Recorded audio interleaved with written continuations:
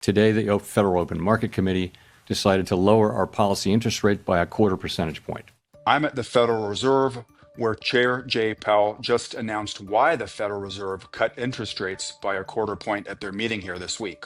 It was the first cut in 9 months, and it comes amid signs that the labor market might have more cracks than appeared evident earlier this year. It's really the risks that we're seeing to the labor market that were the focus of today's decision.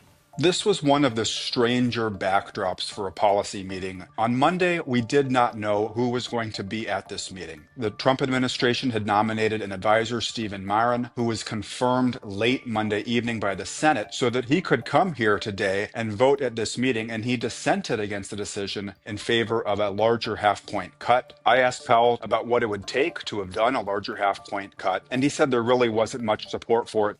We've done very large rate hikes and very large rate cuts in the last 5 years, and you tend to do those at a time when you feel that policy is out of place and needs to move quickly to a new place. That's not at all what I feel certainly now. I feel like our policy has been doing the right thing so far this year. I think we were right to wait and see how tariffs and inflation and the labor market evolved. Also on Monday night, a federal appeals court rejected the Trump administration's effort to keep Lisa Cook, another Fed governor, out of this meeting. You know, I see it as a court case that it would be inappropriate for me to comment on.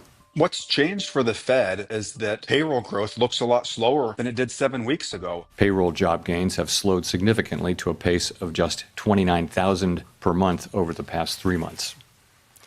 A good part of the slowing likely reflects a decline in the growth of the labor force due to lower immigration and lower labor force participation. While this meeting gave a little bit more clarity, perhaps, about the next few moves, it also showed how contentious those moves could be. There are 19 officials who participate in the meetings, and every quarter they write down where they think interest rates are going to be at the end of the year. 7 of those officials don't think the Fed will need to cut rates anymore this year, and 2 of them think there's only a need for 1 more interest rate cut, either in October or December, based on their current projections. So it shows that even though Powell was able to forge agreement on the decision today, he has his work cut out for him in October and December if the labor market doesn't continue to deteriorate and show more of the weakness that prompted today's rate cut.